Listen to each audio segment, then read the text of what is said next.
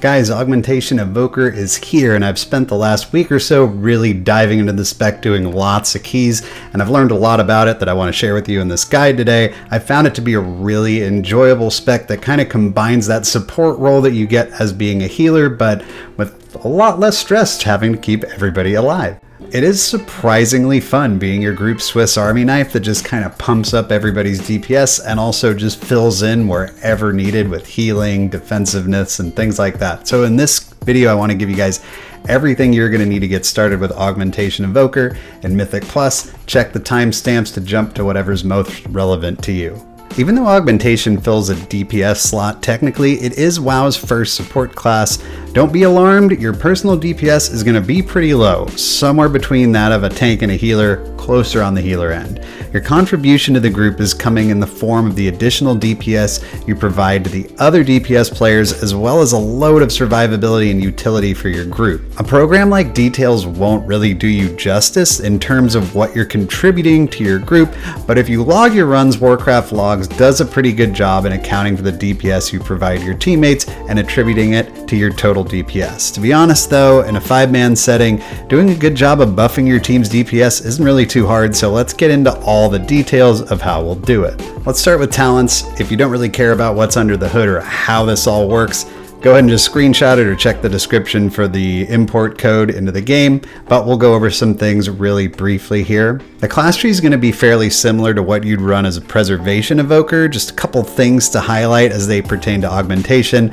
I put some points into Attune to the Dream, Panacea, Lush Growth, and Twin Guardian because I think you can do some sneaky good off healing and really help your healer out with this spec. Coming from a healer main myself and knowing when those big healing checks are coming, and a well-timed Emerald Blossom, Burden Embrace, Rescue, or Zephyr can go a long way toward helping your group survive those moments. And from a spec tree point of view, this is what I like to run. We'll go over the different abilities and what they do and how they synergize with each other in the rotation section. And again, you can just copy and paste this talent build from the description or screenshot it. We're not going to do a talent deep dive in this video. As for stats, the main thing to know here is item level and then mastery, mastery, mastery. After that, you can take a healthy mix of crit and haste, followed by versatility. Intellect is good for all the usual reasons. A main stat is good with the added effect that the buff you provide your allies is based on your intellect. So even though mastery is very, very good, intellect is still going to be better point for point. Mastery increases the amount of versatility you give your allies and extends the duration of your buffs and auras. So it's by far our best secondary stat. Now let's get into the good stuff, your rotation. As I usually do, I'm going to break this into layers to hopefully make it easier for you to remember. So layer 1 is maintaining your targeted buffs on your teammates. This consists of prescience, this word. Prescience. Prescience. Prescience.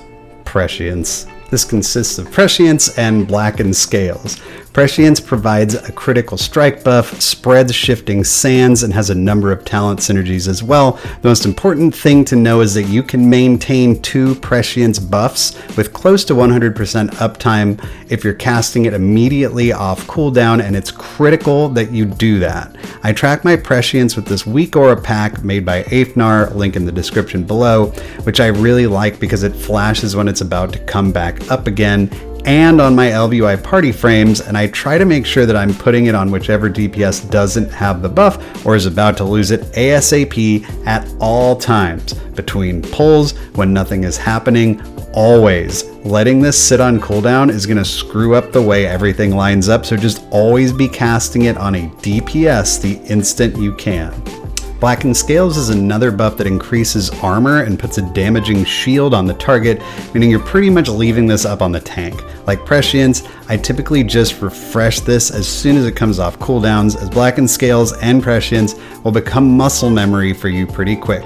It's easy, Prescience on your 2 other DPS and Blackened Scales on your tank. That's step 1. With that out of the way, the second layer of augmentation is the Ebonite buff.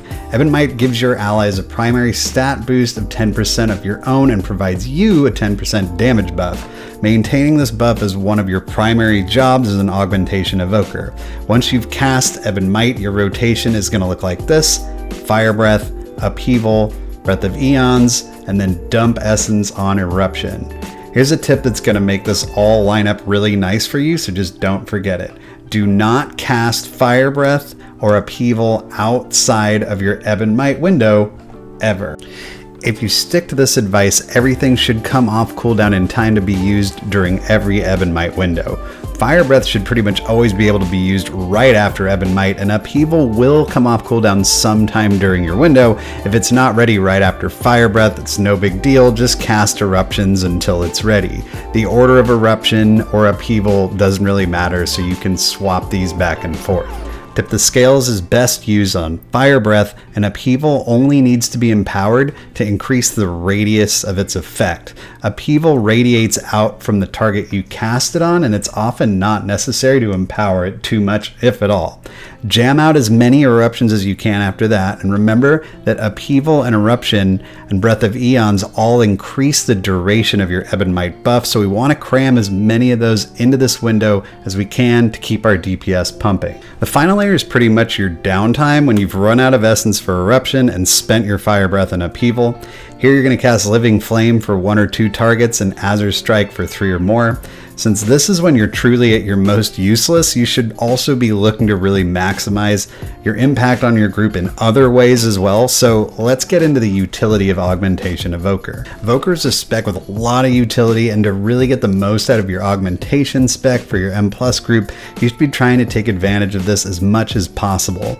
Remember, you've got a kick with Quell on a 20-second cooldown, which is pretty dang good for a ranged DPS spec, so make sure you're putting it to use. You've got Wing Buffet and Tail Whip also to get stops on trash mobs.